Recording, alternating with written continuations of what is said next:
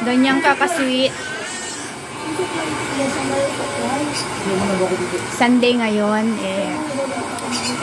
Basang-basa yung buhok ko kasi yung towel hindi na makapunas. Yan. Nagpapa blow dry ako kay Mahal.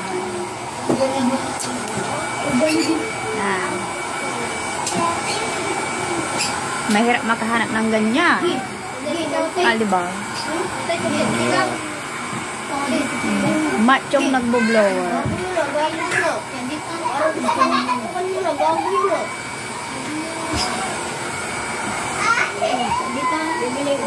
Saka bang sasabihin? Napilitan. Nagluto pa yan pala ng almusal namin na sopa. Pedro,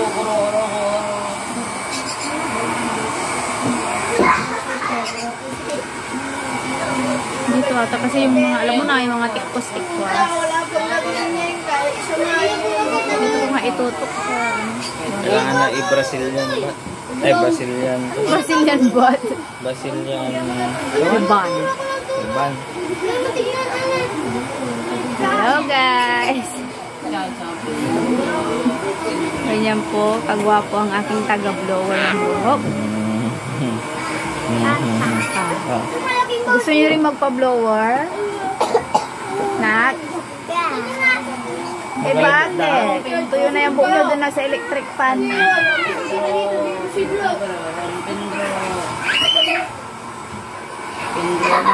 Seryoso tayo. Katutok lang dyan siya.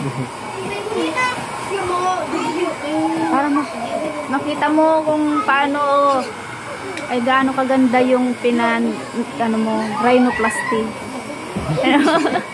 Pagkano nagastos mo dyan?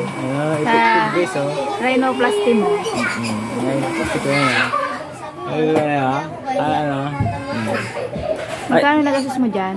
Kailangan pagka-rhinoplasty kasi mainit yung pagganon mo. Kailangan, hindi bawal maugayan. Kaya ingat ako dyan. Ay, tagilid mo nga. Para makita kung gaano katama. Sige pag. Ay, ganyan. Kaya may ingat. Tapos pag rhinoplasty, pag magkukulangan ka, ganito lang. Para matatanggal yun. Hanggang maalis. Ako nga, tingnan mo kung kailangan ko ng rhinoplasty. Hindi na. Asar ka ha. Tapos nagpagawa din ako ng lips ko. Pauti yan. Pauti. Yung lawak ng lupain nyo. Natural yan. Ay, natural. Oo.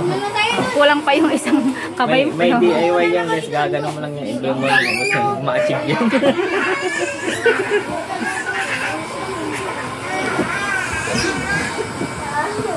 Dito nga kasi basa.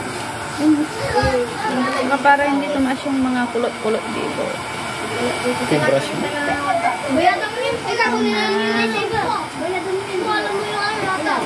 Bye-bye. Kasi may naghihintay na customer dyan sa likod. Papa-blower din. Bye-bye.